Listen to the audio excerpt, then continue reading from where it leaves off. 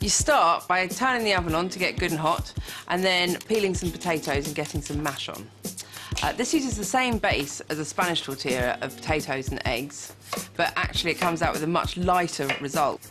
Once you've got your mash on, you crack half a dozen eggs into a bowl, give them a nice whisk, and then you start on your chop-a-thon. Spring onions first, and then after that, go for some spinach. After that is the really important bit, the herbs. Now, I'm not expecting you to have as many herbs as I have knocking around the house, but use what you've got. I mean, I like a combination of all of them because they all bring something to the dish, but you can really use whatever you've got around.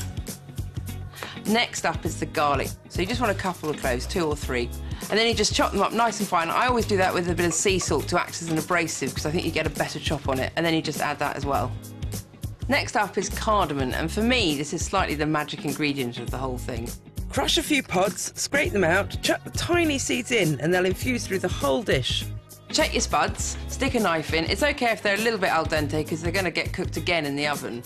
So then you drain them and you mash them in the time-honoured way. And then just stir them in very gently, fold the potatoes into the sort of eggy greenery. And you want to kind of do that with archy motions rather than a beat, because that way you get nice textures in it. Next, melt a bit of butter, pour in your mixture, and then you just whack it in the oven, and that's it. My Iranian tortilla is done in 20 minutes.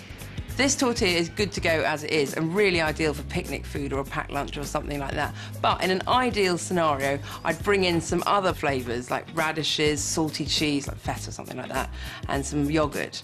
And that combination of salt, crunch, a bit of richness, and a zing of lemon really brings it to life.